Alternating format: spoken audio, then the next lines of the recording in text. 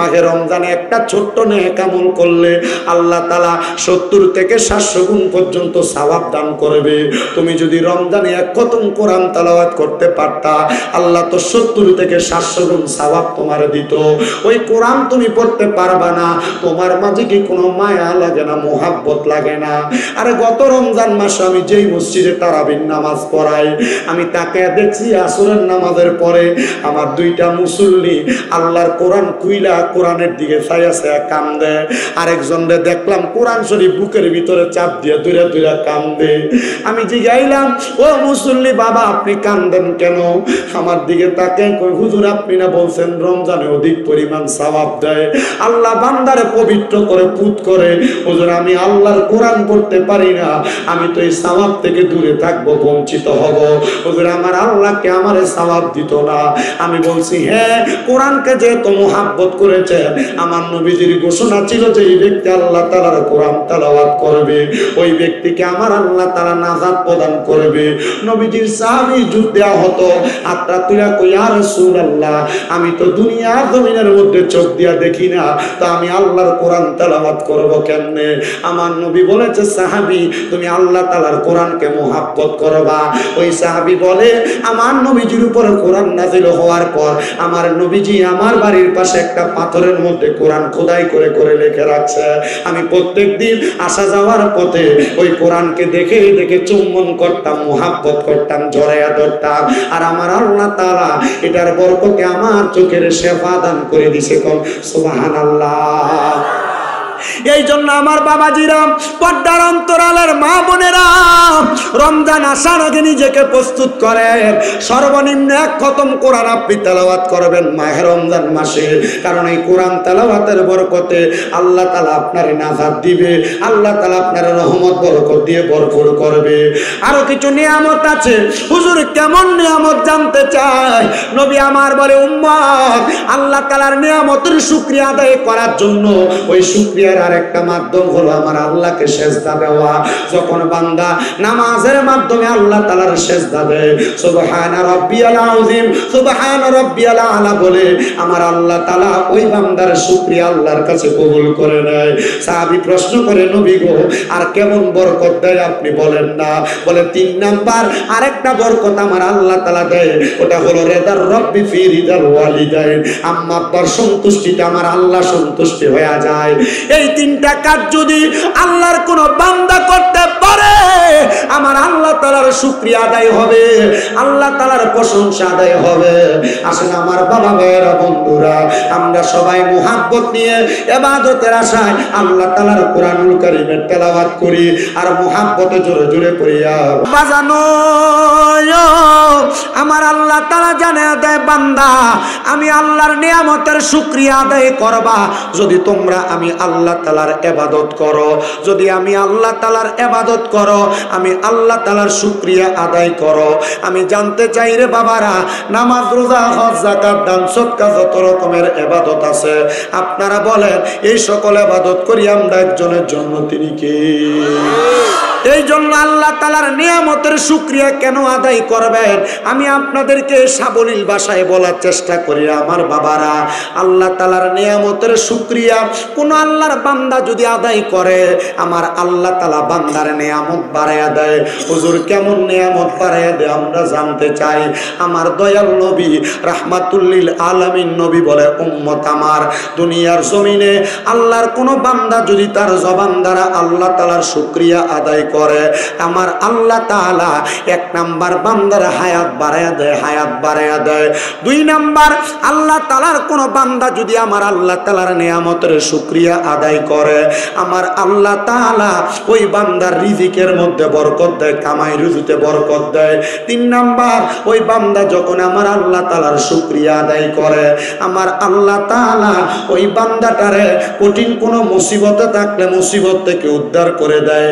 4 number, আল্লাহর কোনো বান্দা যদি আমার আল্লাহর শুকরিয়া আদায় করে, ওই বান্দা যদি কঠিন কোনো রোগে আক্রান্ত হয়, আমার আল্লাহ তাআলা বান্দার কঠিন রোগ থেকে শেফা দান করে দেয়। 5 নাম্বার, আল্লাহর ওই বান্দা যদি আল্লাহ তাআলা শুকরিয়া আদায় করে, আমার আল্লাহ তাআলা ওই বান্দাটারে ঈমানের সাথে মরণ দান করে।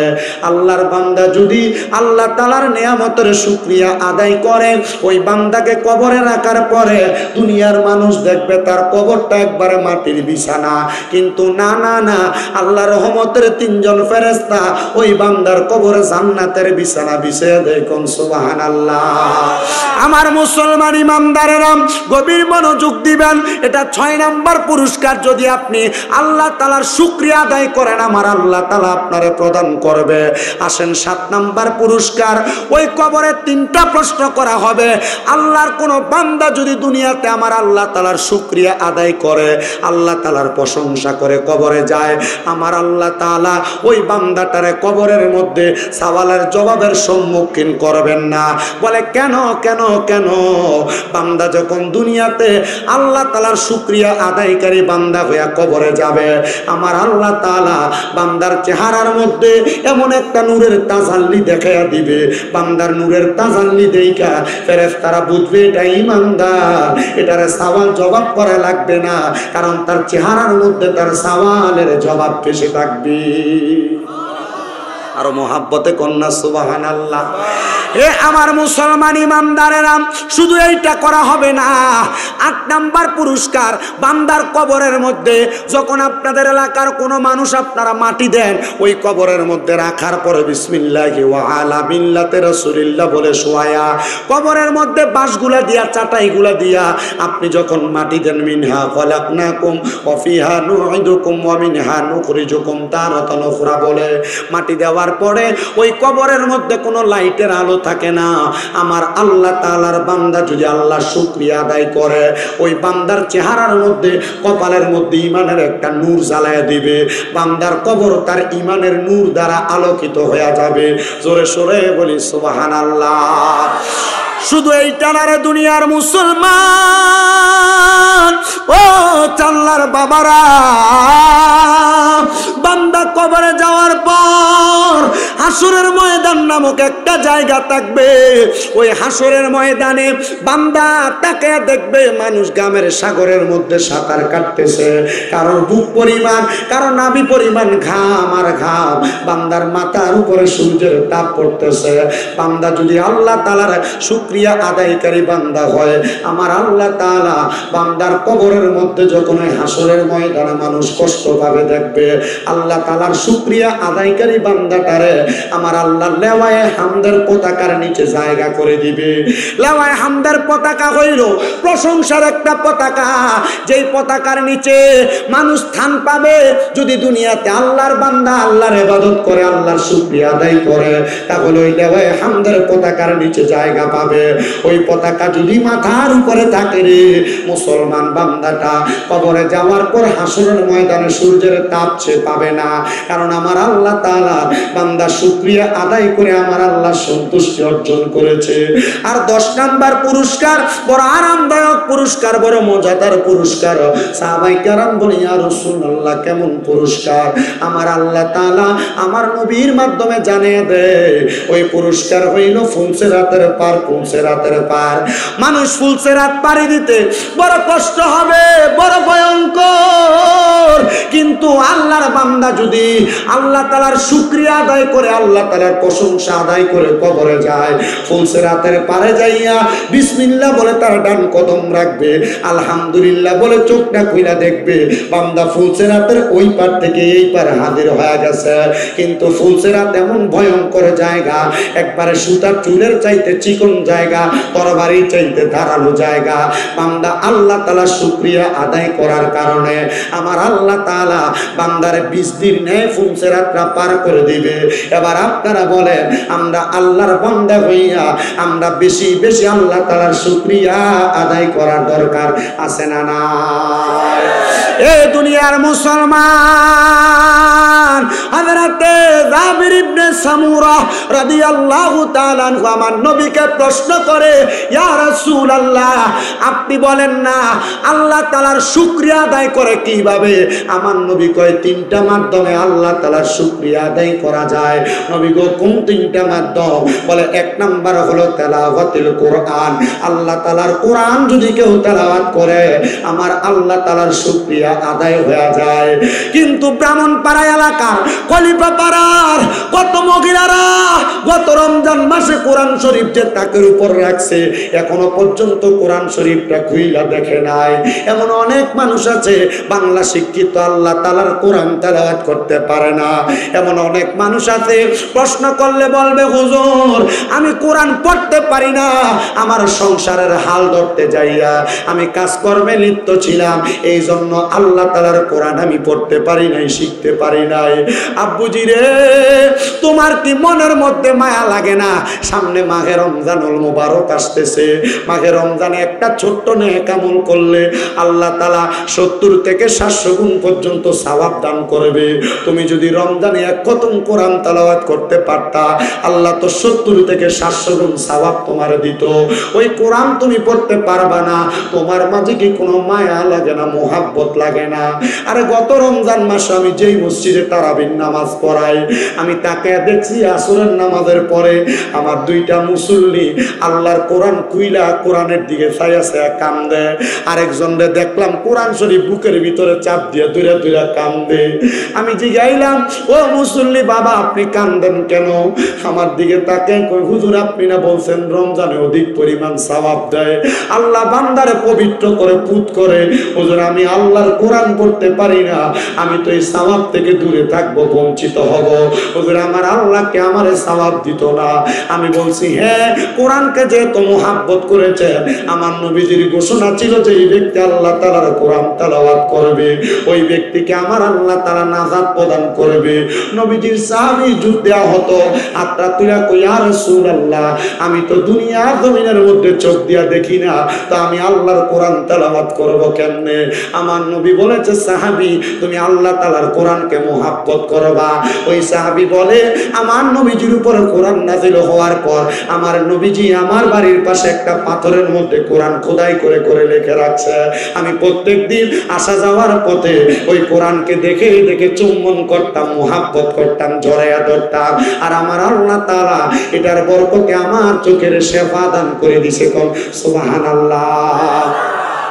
এই জন্য আমার বাবাজিরা, পর্দার অন্তরালের মা বোনেরা, রমজান আসার আগে নিজেকে প্রস্তুত করেন।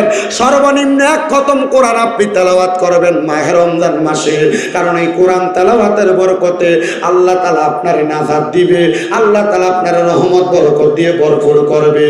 আরো কিছু নিয়ামত আছে। হুজুর কেমন নিয়ামত জানতে চায়? নবী আমার বলে, উম্মত, আল্লাহ তাআলার নিয়ামতের শুকরিয়া আদায় করার জন্য ওই শুকরিয়া আর একটা মাধ্যম হলো আমার আল্লাহকে সেজদা দেওয়া। যখন বান্দা নামাজের মাধ্যমে আল্লাহ তাআলার সেজদা দেয়, সুবহানা রাব্বিয়াল আযীম, সুবহানা রাব্বিয়াল আলা বলে, আমার আল্লাহ তাআলা ওই বান্দার শুকরিয়া আল্লাহর কাছে কবুল করে নেয়। সাহাবী প্রশ্ন করে, নবী গো, আর কেমন বরকত দেয় আপনি বলেন না? বলে, 3 নাম্বার আরেকটা বরকত আমার আল্লাহ তাআলা দেয়, ওটা হলো রিদার রব্বি ফি রিদাল ওয়ালিদাইন, আম্মা আব্বার সন্তুষ্টিতে আমার আল্লাহ সন্তুষ্টি হয়ে যায়। এই 3টা কাজ যদি আল্লাহর কোন বান্দা করতে পারে, আমার আল্লাহ তাআলার শুকরিয়া আদায় হবে, আল্লাহ তাআলার প্রশংসা আদায় হবে। আসেন আমার বাবা ভাইয়েরা, বন্ধুরা, আমরা সবাই মুহাব্বত নিয়ে ইবাদতের আশায় আল্লাহ তাআলার কোরআনুল কারীমের তেলাওয়াত করি, আর মুহাব্বতে জোরে জোরে পড়িয়া, এ দুনিয়ার মুসলমান কেন মদিনা যাইবা গো? আরে আমার মাথায় লম্বা চুলগুলা ছিল, আসার সাথে সাথে আমার এক ভাই আমারে কই, হুজুর মাথার চুলগুলা থাকতে সুন্দর লাগতো, এখন যে চুলগুলা নাই। আমি তারে জবাব দিছি, রে মাত্র 3 মাস হয় আমি আমার নবীজির রওজা জিয়ারত করে আসছি, আমি মক্কাতুল মুকাররমার মধ্যে যা তাওয়াফ করে আসছি। আমি যখন হজের উদ্দেশ্যে যাই, আমি আমার মুআল্লিমকে বলেছি আমার হজের টিকেটটা সর্বপ্রথম মদিনার জন্য লাগাইবা, কারণ মক্কায় গেলে তো চুল চুলগুলা ফালাইয়া দেওয়া লাগবে। আমি আমার রহমতের নবীর দরবারের সামনে যাইয়া আমি আমার লম্বা চুলগুলা নিয়ে একটা সেজদা দিয়া আল্লাহর কাছে কইছি, আল্লাহ তোমার নবী লাহু শারুন ইয়াদরিবু মানকাবাইহির খাতিরে চুলগুলা লম্বা করে রাখছে। এই লম্বা চুল রাখার কারণে অনেক মানুষ ভণ্ড বলে তোহমত দেয়, অনেক মানুষ বাজে কথা বলে। নবীকে এটা তো আপনি নবীর সুন্নাত, মক্কায় যাওয়ার পর হজ করলে চুলগুলা ফালাইয়া দেওয়া লাগবে। নবীকে আপনার রওজা মুবারকে আসছি, আপনি আপনার প্রেমিক আপনার গোলামকে আপনি কবুল করে নেন। আমি ওই দিন নিয়ত করেছি, যেই দিন হাদিস শরীফ পড়ছি মানজারা কবরি ওয়াজাবাত লাহু শাফাতি ইয়াউমাল কিয়ামা, আমার আল্লাহর নবী বলেছে যেই ব্যক্তি আমি নবীর রওজা মুবারক জিয়ারত করলো তার জন্য সুপারিশ করা আমি নবীর জন্য ওয়াজিব হয়ে যায়। আরে আমি গুনাহগার, আমি নবীর রওজা জিয়ারত করার পর মনে মনে একটা চিন্তা করেছি, নবীর রওজা জিয়ারত করলে আমার মরার পরে নবী আমার জন্য সুপারিশ করবে। নবীর সুপারিশ আল্লাহ ফিরিয়ে দিবে না, কারণ আমার নবীর একটা উপাধি হইল মুস্তাজাবাতুদ দাওয়াত। আমার নবী কোনো দোয়া করলে আল্লাহ তাআলা সাথে সাথে দোয়াটা কবুল করে নেয়। হায়রে মুসলমান, আমি আমার নবীজির রওজার সামনে দাঁড়ায়া বলছি, ইয়া রাসূলুল্লাহ, বাংলাদেশের কোন মসজিদের ভিতরে এক ওয়াক্ত নামাজ পড়লে এক ওয়াক্তের সওয়াব হয়, কিন্তু আপনার মদিনা শরীফের মসজিদে নববীর ভিতরে এক ওয়াক্ত নামাজ পড়লে 50,000 ওয়াক্তের সওয়াব হয়। বাংলাদেশের কোন মসজিদের ভিতরে এক ওয়াক্ত নামাজ পড়লে এক ওয়াক্তের সওয়াব হয়। মক্কাতুল মুকাররমায় যাইয়া এক ওয়াক্ত নামাজ পড়লে 1,00,000 ওয়াক্তের সওয়াব হয়। ওগো আল্লাহ, বাংলাদেশের মধ্যে কত মানুষকে নিয়ে ওয়াজ মাহফিলের মধ্যে যে আপনার গুণগান গায়, আপনার নবীর গুণগান গায়, তারাও তো মক্কা মদিনা আসতে চায়, এদেরকে আপনি মক্কা মদিনা আনেন না।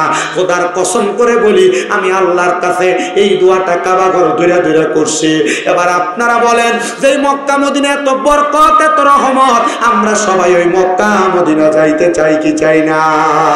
আমার আল্লাহ তাআলা জানায়া দেয়, বান্দা ইয়া আইয়ুহাল্লাযীনা আমানু, তোমরা যারা ঈমান এনেছো, ইত্তাকুল্লাহ, তোমরা আল্লাহকে ভয় করো।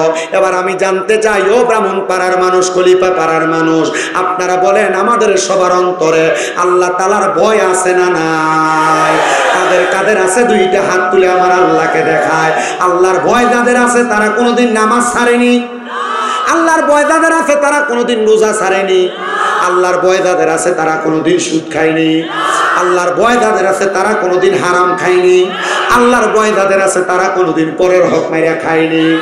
এই কোরআনের আয়াতের ব্যাখ্যা করতে গেলে দেখবেন আপনাদের এলাকার কত সুদখোর ধরা খায়, কত ঘুষখোর ধরা খায়, কত পরের হক মাইরা খাইনে ধরা খায়। আমি আজকে আপনাদের কাছে ধারাবাহিকভাবে বয়ানের মধ্যে এই কথাগুলো বলে দিয়ে যাব। যদি কারোর মনে কষ্ট দেয়, আমার কিছু করার নাই, কথা আমার না, কথা স্বয়ং আল্লাহর কোরআনের কথা। কোরআনের কথা বললে কারোর বিরুদ্ধে যাবে, এটা আমার কিছু করার নাই। এবার আপনারা বলেন, আল্লাহর কোরআনের কথাগুলো শুই না আমাদের সামাজিক জীবনে বাস্তবায়ন করা দরকার আছে না না?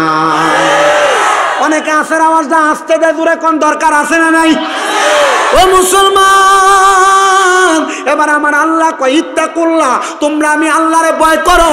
এবার আল্লাহ কয় ওয়াল তানজুর, তোমাদের প্রত্যেকের তাকানো উচিত নাফসুম্মা কদ্দামাত লিগাত, তোমাদের পূর্ববর্তীদের দিকে, যে তারা তাদের পূর্বের জন্য কি প্রেরণ করেছে আগে। আল্লাহ কয় আবার ওয়াত্তাকুল্লাহ, তোমরা আমি আল্লাহকে ভয় করো। আল্লাহ কেন এই কথা বললেন? আবারও বললেন আপনাকে ভয় করার জন্য। আল্লাহ কয় বান্দা ইন্নাল্লাহা খবীরুম বিমা তা'মালুন, নিশ্চয় আমি আল্লাহ তাআলা সবার অন্তরের ভালো খবর খারাপ খবর সব জানি। এবার বলেন কার অন্তরে ভালো কার অন্তরে খারাপ? কে টুপি লাগাইয়া পাঞ্জাবি লাগাইয়া সুদ খায়, আবার কোন ব্যক্তিটা নরমালি ঘোরাফেরা করে ভালো মানুষের মতো থাকে, এই খবর আমার আল্লাহ জানে কি জানে না? আমি তাকে দেখছি এই বছরের প্রায় 315টা মাহফিল। আমি এই সিজনে সেপ্টেম্বর থেকে আমি গইনা দেখছি, যে জায়গায় যাই এই সুদখোরের কথা কই সব সিটটা জায়গা। আমি চিন্তা করলাম, হায় রে, বাংলাদেশের ভিতরে সুদখোর এমন বাড়ছে, এরা জ্বালায় মনে হয় মানছে ভালো করে একটু ঘুমাইতে পারে না। ওই কথা কয় না আছে না নাই? কয় না আছে না নাই? দেখবেন বহু এলাকার ভিতরে এডিরে ধরে নিয়ে মসজিদের সভাপতি বানায়, এই সুদখোর ঘুষখোরে ধরে নিয়ে মসজিদের সেক্রেটারি বানায়। ওই এলাকার ভিতরে দেখবেন এই সমস্ত লোকগুলারে নিয়ে দইরা সমাজের সর্দার মাতাব্বর বানায়। ও মুসলমান, এটা হবে এখনের তো 100 বছর আগে আমার নবী তিরমিজি শরীফের 2211 নম্বর হাদিসে বলা গেছে, দেখবা সমাজে এমন অবস্থা হবে মানুষ নিকৃষ্ট লোকদেরকে ধরে নিয়ে নেতৃত্ব দেওয়ার জন্য বসাইব, এরা সমাজে বিশৃঙ্খলা সৃষ্টি করব। দেখবেন সুদখোর ঘুষখোররা মসজিদ কমিটি বানানোর কারণে, হারাম করে বানানোর কারণে ইমাম মুয়াজ্জিনকে দমক দেয়, তারাবি চান্দা উঠাইয়া মুয়াজ্জিন ইমামরে না দিয়া মসজিদের লেগে রাখিয়া দেয়। এমন আছে, এমন এটা তারাবি আইতাছে সামনে, ইমাম সাহেব তারাবি চান্দা টিয়া কয়ে তুলব, এরপরে ইমাম সাহেবের দিব তুই 20,000, মুয়াজ্জিনকে দিব 15,000, যারা তারাবি ভরাইছে যদি হাফেজ সাহেব হয় 30-60,000 দিয়ে বাহিটা খুব এটা মসজিদের লেগে রাখিয়া দেয়।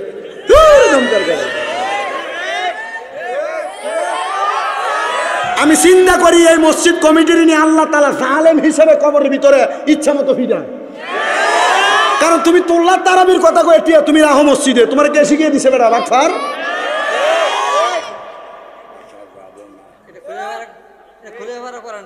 খলিফা করে না।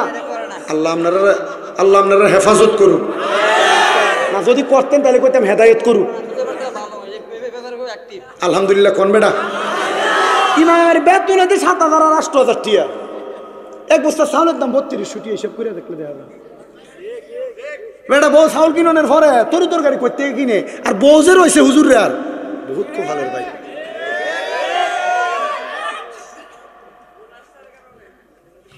আর বইও বেটা মানুষ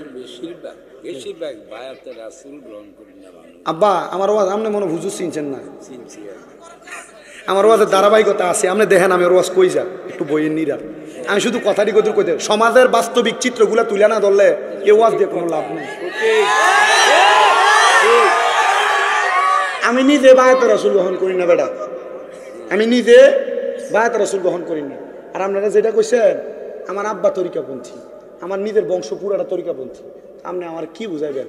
আমি আইতে উল্টে আমার হুজুরের কাছে কইতাছি, হুজুর আমি চিন্তা করতেছি যে এলাকায় যাইতেছি, আমি জীবনও গেছি না সানলা ওয়াজ করবার লাগিয়া, সানলা এলাকার ভিতরে বিভিন্ন জায়গায় বিভিন্ন মাহফিল আইতে পোস্টার টোস্টার দেই, আমার লাইনের মানুষ জানি আসেনি, আমার বিভিন্ন জায়গায় তো দাওয়াত দিয়ালা না, অন্য মাসাল্লাহ দিয়া ইয়ে দিয়ে ফাইছি, আপনারা যে আমার চিল্লানি দিয়ে ওই কয়ে ঠিক কয়ে চিল্লানি দেয়, মোটামুটি সবাই আমার কলজার মানুষ হয়েছে। আল্লাহ কবুল করুক, আমিন কর। এ ঠিকটা যদি নামাজের সময় দিতি, এ ঠিকটা যদি মসজিদের ভিতরে ফজরের সময় আইতে আইতে ডাকতি উঠেন উঠে দেন ফজরের সময়, তো আপনারা তো ইমাম সাহেব মসজিদের ভিতরে পায় না। এই যে রমজান মাস আইতেছে তারাবির সময় প্রথম 2-4 দিন মসজিদের ভিতরে জায়গা নাই, 4-7 দিন যাওয়ার ঘরে মসজিদে মুসল্লি নাই, এক কাতার লই ইমাম সাহেব কোন রকম তারাবিটা করে। আল্লাহ আল্লাহ আমরা হেদায়েত দান করুন।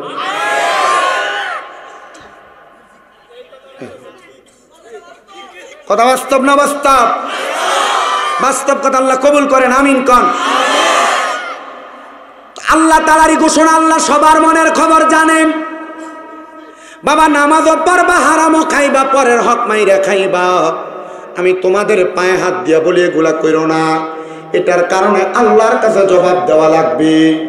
এবার আল্লাহ পরের আয়াতে ঘোষণা করেন, ওয়ালাম তাকুনু কাল্লাযীনা নাসুল্লাহা ফাআনসাহুম আনফুসাহুম উলাইকা হুমুল ফাসিকুন।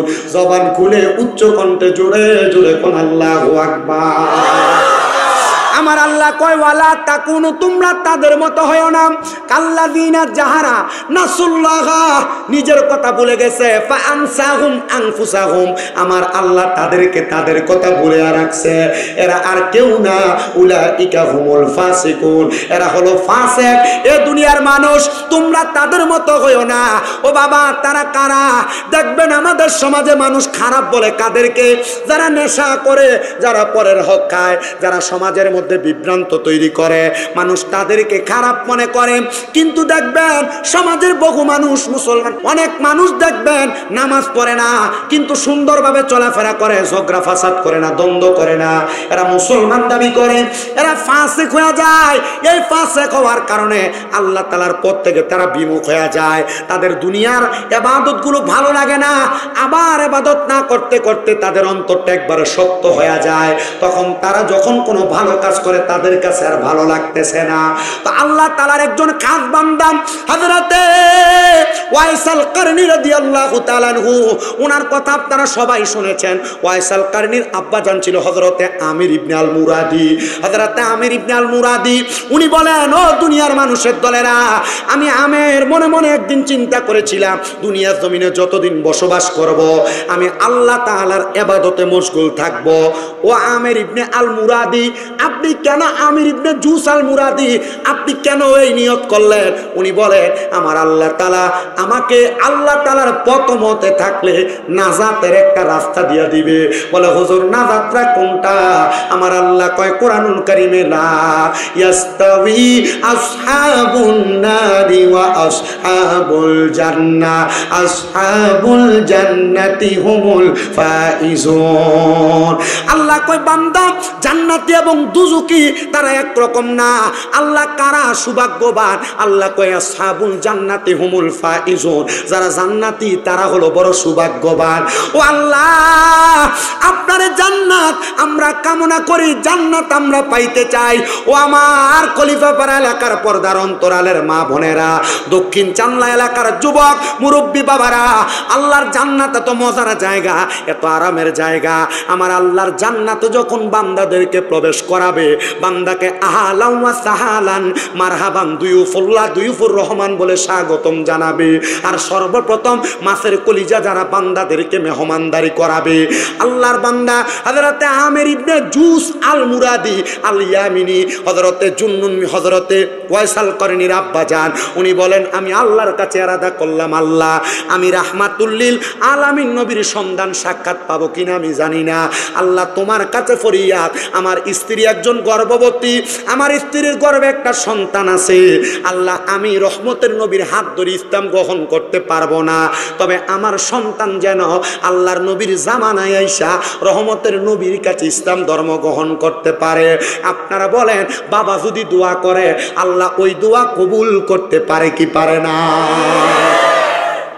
সন্তানের দলেরা যারা এখানে বসেছেন, বেশিরভাগ আবিয়াতা, বেশিরভাগ কিশোর বয়সের, বেশিরভাগ ছোট কচিকাচা, তোমাদের কাছে আমার আবদার হলো, তোমার মা বাপ তোমার মাঝে মাঝে বিভিন্ন আদেশ করে, হারা দেয়, যেটা আমরা কুমিল্লার ভাষায় কই, তোমার বিভিন্ন কাজের হারা দেয়।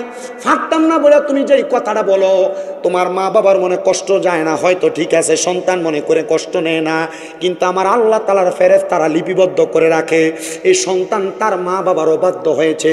তুমি ছোট, তুমি মেজ, তুমি কিশোর, তুমি যুবক, মনে রাখবা আল্লাহ তাআলার অসংখ্য বরকত থেকে তুমি দূরে সরে যাইবা। হযরতে আমের আল জুস আল মুরাদি আল ইয়ামিনী, নামটা বড় লম্বা, হযরতে আমের আল জুস, আমির ইবনে জুস আল মুরাদি আল ইয়ামিনী, ইয়ামেনে বাড়ি। উনি বলেন, ও দুনিয়ার মানুষ, আমি দোয়া করলাম আল্লাহ যেন আমার স্ত্রীর গর্ভের সন্তানটারে রহমতের নবীর জামানায় ইসলাম ধর্ম গ্রহণ করায়। আমরা তো ইসলাম পেয়ে গেছি রেডিমেড, আল্লাহর ওলির আইনা দিছে আমরা পাইছি, হযরত শাহজালাল ইয়ামিনী আইনা দিছে আমরা পাইছি, বিভিন্নভাবে বিভিন্ন মাধ্যমে আমরা ইসলাম পেয়ে গেছি। কিন্তু সাহাবায়ে কেরাম, তাবিনগণ, তাবিনগণ ইসলাম ধর্ম নিয়ে বড় কষ্ট করছে, ইসলাম ধর্ম টিকিয়ে রাখতে বড় কষ্ট করছে, নিজের রক্ত পর্যন্ত দিয়া দিছে। বউরকে ঘরের মধ্যে রাইখা বিবাহ করে আইসা চলে গেছে যুদ্ধের ময়দানে, সম্পদ যা ছিল সব বিলীন করে দিছে একমাত্র ইসলামের জন্য। আর এই ইসলামকে মোহাব্বত করেছে আল্লাহ তাআলার খাস পয়গম্বর মুহাম্মদুর রাসূলুল্লাহ সাল্লাল্লাহু আলাইহি ওয়াসাল্লামের চেহারা মুবারকের দিকে তাকায়া, ও মায়ার নবী, ও দয়ার নবী, আপনি ওই আমির ইবনে জুস আল মুরাদি আল ইয়ামিনীর ব্যাপারে কি বলবেন? রহমতের নবী কয়, তার ব্যাপারে না, আমি তার সন্তানের ব্যাপারে বলবো। নবী গো কি বলবেন? বলে, তার সন্তান ওয়াইসাল কারনী, এই ব্যক্তি আমি নবীর দেখাও পাবে না, আমি নবীও তারে দেখবো না, তবে আমি নবী বললাম ওয়াইসাল কারনী হলো সবচাইতে বড় তাকওয়াবান। হে আমার সাহাবায়ে কেরাম, হযরত আবু বকর তুমি তার দেখা পাবে না, হযরত ওমর ইবনে খাত্তাব, হযরত আলী রাদিয়াল্লাহু তাআলা আনহু, তোমরা দুইজন তার দেখা পাবে। তোমরা যদি তার দেখা পাও, তোমরা বলবা আমার ওয়াইসাল কারনী যেন আমার গুনাহগার উম্মতের জন্য দোয়া করে। নবী গো কেন? বলে, ওয়াইসাল কারনী এমন দুনিয়া বিমুখ, ওয়াইসাল কারনী যদি আমার উম্মতের জন্য দোয়া করে, আল্লাহ তাআলা একজনের দোয়ার বরকতে আরেকজনকে মাফ করে দেয়। কারণ তাকদিরু লা ইয়ারুদ্দু, মানুষের তকদির কোনোদিন পরিবর্তন হয় না, ইল্লা বিদুয়া, দোয়ার কারণে পরিবর্তন হয়ে যায়। আমার ওয়াইসকে বলবা আমার উম্মতের জন্য যেন দোয়া করে, আমার আল্লাহ তাআলা ওয়াইসের দোয়ার কারণে আমি নবীর অনেক উম্মতকে মাফ করে দিবে। বলেন সুবহানাল্লাহ। হযরতে আমের ইবনে জুস আল মুরাদি আল ইয়ামিনী বলেন, আমি দোয়া করলাম, উনার আম্মা জান বর্ণনা করতেছে হুজ্জাতুল্লাহিল আলামিন আসিয়ারু আলামিন নুবালা কিতাবের মধ্যে আল্লামা কিতাবের লেখকরার নামটা মনে হয়, আসিয়ারু আলামিন নুবালা কিতাবের মধ্যে উল্লেখ করতেছে হযরত উমর ইবনে খাত্তাব রাদিয়াল্লাহু তাআলা আনহু মক্কাতুল মুকাররমাতে ইয়ামেন থেকে কোনো মানুষ যদি আসতো, তারা জিগাইতো তোমরার ভিতরে কেউ আসেনি ওয়াইসাল করেনি নাম? সবাই কয় না কেউ নাই। আবার যখন আসতো আবার জিজ্ঞাসা করতো কেউ আসেনি ওয়াইসাল করেনি নাম? সবাই বলতো না। অনেক দিন জিজ্ঞাসা করতে করতে হযরতে উমর ইবনে খাত্তাব রাদিয়াল্লাহু তাআলা আনহুর সন্তান বলে, আমার আব্বা হঠাৎ করে ইয়ামেনের এক দেশযাত্রীকে প্রশ্ন করলেন, তোমাদের মধ্যে কেউ আসেনি ওয়াইসাল কারণী? একজন কয় আমি হইলাম ওয়াইসাল কারণী। বলে তুমি কি সেই ওয়াইসাল কারণী যার ব্যাপারে আমার নবী মদিনাতুল মুনাওয়ারা থেকে ঘোষণা করেছে আমার ওয়াইসাল কারণী তিনটা স্বভাবের কারণে ওয়াইসাল কারণী আমি নবীর যুগে ইসলাম ধর্ম গ্রহণ করে আমার দেখা পায় নাই।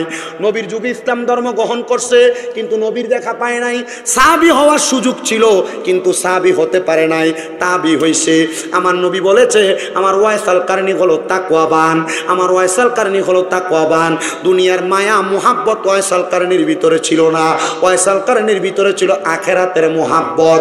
ও মায়ার নবী গো, ও দয়ার নবী, আপনার কাছে জানতে চাই গো নবী, হযরতে ওয়াইসাল কারণী কেন আপনার সাক্ষাতে আসে নাই? আমার নবী বলে দুইটা কারণে আমার ওয়াইসাল কারণী আমি নবীর সাক্ষাতে আসে নাই। এক নাম্বার কারণ হইল আমার ওয়াইসাল কারণীর পুরো শরীরের মধ্যে কুষ্ঠ রোগের মতো চামড়ার মধ্যে পচন রোগ ছিল, শুধু একটা দেড়হাম জায়গা ব্যতীত। এক দেড়হাম মানে একটা টাকার পয়সা, যেমন একটা পয়সার জায়গা ব্যতীত পুরো শরীরের মধ্যে চর্মের মধ্যে রোগ ছিল। আমার ওয়াইসাল কারণী এক নাম্বার এই রোগের কারণে আমি নবীর সাক্ষাতে আসে নাই। আর দুই নাম্বার আমার ওয়াইসাল কারণীর আম্মা জান বাড়ির মধ্যে অসুস্থ ছিল, এই জন্য আমার ওয়াইসাল কারণী আমি নবীজি সাক্ষাতের মধ্যে আসে নাই। ও মুসলমান, হযরত উমর ইবনে খাত্তাব প্রশ্ন করে তুমি কি ওয়াইসাল কারণী? বলে হ্যাঁ। তোমার কি কুষ্ঠ রোগের মতো রোগ ছিল? বলে হ্যাঁ ছিল। তোমার আম্মা কি অসুস্থ ছিল? বলে ছিল। নবী বলছে নবীর উম্মতের জন্য দোয়া করার জন্য তুমি কি দোয়া করবা? ওয়াইসাল কারণীর সাথে সাথে দোয়া করে দিয়েছে আর বলতেছে এরে ওয়াইসাল কারণী, আমার নবীজির সম্মুখে আমরা দাঁড়ানো ছিলাম, এই নাও একটা খেরকা, এই নাও একটা পাঞ্জাবি, এই নাও একটা চাদর আমি তোমারে পরাইয়া দিলাম। বলে কেন গো? বলে রহমাতুল লিল আলামিন নবীজি একদিন আমার নবীজির সাহাবী আবু বকর সিদ্দিককে সামনে ডাক দিলেন, উমর ইবনে খাত্তাবকে ডাক দিলেন, হযরত ওসমান জিন নূরাইনকে ডাক দিলেন, হযরত আলী কাররামাল্লাহু ওয়াজহুকে ডাক দিলেন। নবী আমার ডাক দিয়া কয় ও আবু বকর, তুমি আমি নবীর সে আশিকের সে দেখা পাবে না, তবে উমর ইবনে খাত্তাব, ওসমান জিন নূরাইন, আমার আলী দেখা পাবে। এই নাও একটা চাদর মুবারক, আমি নবীর ওই প্রেমিকের জন্য হাদিয়া প্রদান করলাম, এই চাদরটা আমার আশিকের কাছে পৌঁছায়া দিবা, বলবা আমি নবী মুহাব্বত করে তাকে চাদরটা প্রদান করলাম। ওই চাদর ওয়াইসাল কারণীকে পৌঁছায়া দেওয়া হয়েছে রে মুসলমান। ওয়াইসাল কারণী বলে ওই চাদরটা জড়াইয়া আমি নবীর চতুর্থ খলিফা হযরতে আলী রাদিয়াল্লাহু তাআলা আনহুর সাথে সিফফিনের যুদ্ধে অংশগ্রহণ করেছি।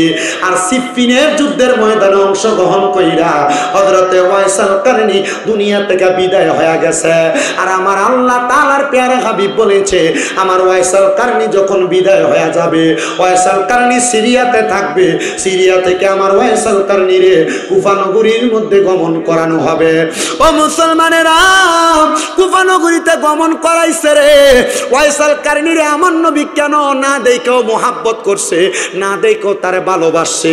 এটার একমাত্র কারণ ওয়াইসাল কারণীর ভিতরে তার আম্মা জানের বড় মোহাব্বত ছিল। কিন্তু তোমার ভিতরে তোমার মায়ের প্রতি কত মোহাব্বত আমি জানি না। বর্তমান সমাজ এমন নিকৃষ্ট, এমন পচা সমাজ হয়ে গেছে, বাইয়ে বাইয়ে ঝগড়া করে মা বাপরে জুদা করে দেয়, বাইয়ে বাইয়ে ঝগড়া করে মা বাপরে আলাদা করে দেয়। বউ কথার কথায় বলে তোমরা দুই তিন ভাই, তুমি কিল্লেগা তোমার মা বাপরে একা ভাত খাওয়াও, এই কথা শুই না মা বাপরে জুদা করে দেয়। মা বাপ সকালে এক ঘরে ভাত খায়, দুপুরে এক ঘরে ভাত খায়, রাত্রে এক ঘরে ভাত খায়, এ সপ্তাহে ঘরে ওই সপ্তাহে ওই ঘরে ভাত খায়।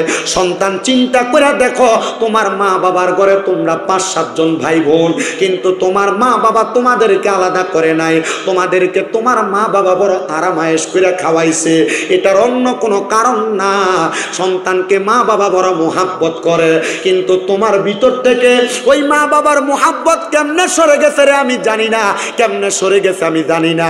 আমি তোমাদের পায়ে হাত দিয়া বলবো, কেউ যদি ওই মা বাপরে জুদা করে দিয়া থাকো, আলাদা করে দিয়া থাকো, দেও আমার এই খলিফা পাড়ার যুবকেরা, আশেপাশে এলাকার যুবকেরা, তোমাদের পাও আমার সামনে দাও, আমি আমার জিহ্বাটা দিয়া তোমার পাওটা পরিষ্কার করে দিব।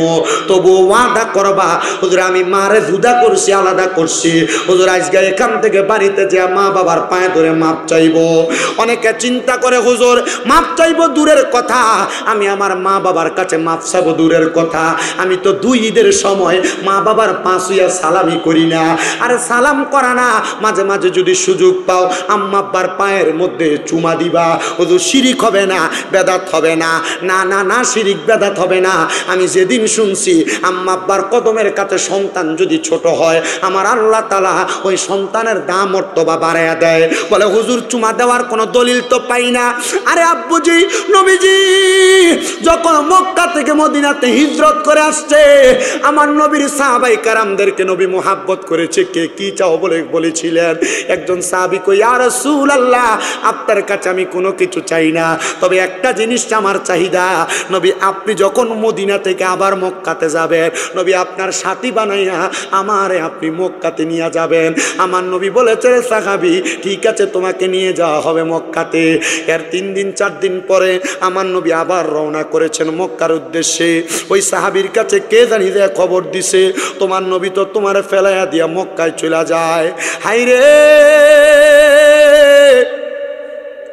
ওই সাহাবী ডাক দিয়া, আমার হাতে একটা পানির পাত্র ছিল, ফেলাইয়া দিয়া আমি দৌড়ে রহমাতুল্লিল আলামিন নবীর সামনে যে দাঁড়াইলাম আর বললাম, ফিদাকা আবি ওয়া উম্মি ইয়া রাসূলুল্লাহ, ও মায়ার নবী আমার মা বাবা আপনার কদমে কোরবান হোক গো নবী। আমি কি এমন কোন অন্যায় করেছি যে অন্যায়ের কারণে আপনি আমারে ফালাইয়া দিয়ে একা মক্কায় চলে যান? নবী আমার কই, সাহাবী কোন অন্যায় তুমি করো নাই, কিন্তু কেন রে, কেন তুমি এই প্রশ্ন করলা? নবী গো আপনার সঙ্গে না আমার ওয়াদা ছিল আপনি মক্কায় যাওয়ার সময় আমারে নিয়ে যাইবেন। নবীজি মক্কায় দেন নাই, নবী নেন না কেন? আমার নবী কয়, গত 3 দিন তুমি মদিনা শরীফে নামাজ পড়তে আসো না। নবীজি হ্যাঁ, বাড়িতে আমার আম্মা যেন অসুস্থ অবস্থায় আছে, নবীকে আমি খবর নিয়েছি, আমি এই খবর পাইয়া আমি তোমার না নিয়া মক্কায় চলে যায়। ও নবী আমি নিয়ত করেছিলাম আমি মক্কায় যাইয়া মক্কার চৌকাঠের ভিতরে চুমা দিব।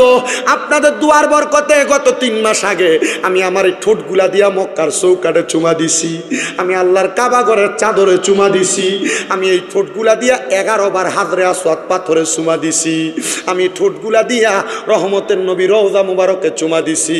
নবী যেই মিম্বরে দাঁড়ায় দাঁড়ায় খুতবা দিত, ওই মিম্বরের মধ্যে খুতবা আমি দাঁড়ায় ওই মিম্বরের মধ্যে আমি চুমা দিছি। নবী যেই জায়গাটা রিয়াজুল জান্নাহ ঘোষণা করছে, আমি ওই জায়গায় দাঁড়ায় দাঁড়ায় নামাজ পড়ছি। মুসলমান ইমানদার ও নবীর উম্মত, ওই সাহাবী ডাক দিয়া কই, নবী গো আমি মক্কার চৌকাঠে চুমা খাওয়ার নিয়ত করেছিলাম। সাহাবী কই, ও নবী আপনি আমারে আপনার সঙ্গী বানাইলেন না? নবীজি উত্তর দেয়, বাড়িতে মা জীবিত আছে? বলে হ্যাঁ। বাড়িতে যাইয়া আম্মা জানের কদমে চুমা দাও, আমার আল্লাহ তাআলা তোমার জান্নাতের চৌকাঠে চুমা দেওয়া সওয়াব দিয়া দিবে। অনেকে চিন্তা করে, হুজুর কেমনে আমি মা বাবার কাছে মাপ চামু, আমার শরম লাগে, লজ্জা লাগে। না রে সন্তান, লজ্জা শরম রাইখো না। আম্মা আব্বার কদমে চুমা দিলে তোমার দাম কমবে না, তোমার সম্মান কমবে না, তোমার ইজ্জত কমবে না। আম্মা আব্বার কদমে চুমা দিলে তোমার দাম আল্লাহ বাড়াইয়া দিব। এ সন্তান অনেকে হয়তো মনে মনে ভাবতেছে, হুজুর যাদের বাড়িতে আব্বা আছে তারা বাড়িতে যে বাবার পায়ে ধরে মাপ চাইবো, আমার তো আব্বা নাই, আমি কার পায়ে ধরে মাপ চাইব? চাইবো। হুজুর যাদের বাড়িতে মা আছে তারা বাড়িতে যাইয়া মার পায়ে ধরে মাপ চাইবো। আমার তো মা নাই, আমি কার পায়ে ধরে মাপ চাইবো? সন্তান আব্বা আম্মা যদি দুনিয়াতে বাইচা না থাকে, আমি তোমাদের কাছে করজোরে আবদার করব, আখিরি মুনাজাতের মধ্যে রব্বির হামহুমা কামা রব্বায়ানি সগীরা ওয়া কুর রব্বির হামহুমা কামা রব্বায়ানি সগীরা বলে দোয়া করবা। মনে রাখবা, তুমি যদি দোয়া করার সময় তোমার চোখের মণিকোটার মধ্যে একটা মাছির মাথা পরিমাণ পানি ছাইরা দিয়া কান্দ, ওই পানি মাটিতে পড়ার আগে আমার আল্লাহ তাআলা তোমার মা বাবার জীবনের গুনাহ মাফ করে দিবে। কিন্তু তোমার মা তোমার ছাইরা দিয়া কবরের বাসিন্দা হয়ে গেছে, অনেক দিন হয়ে যায় তুমি তোমার মার চেহারা দেখো না, অনেক দিন হয়ে যায় তুমি তোমার আব্বা জানের চেহারা দেখো না। সন্তান রে, মনটা কি চায় না তুমি তোমার আব্বা আম্মার জন্য খাস করে একটু দোয়া করতে? মনটা কি চায় না আব্বা আম্মার চেহারাটা একবার দেখতে? আমি জানি না দক্ষিণ চাল্লা খলিফা পাড়ার পর্দার অন্তরালে কত মাইয়ারা, ওই মাইয়ারা তাদের আব্বা আম্মার হারায়া আজকের মাহফিল শুনতেছে। এ মা, আবদার করি গো মা, তুমি যদি দোয়া করো আমার আল্লাহ তাআলা তোমার মা বাবারে মাফ কইরা দিব।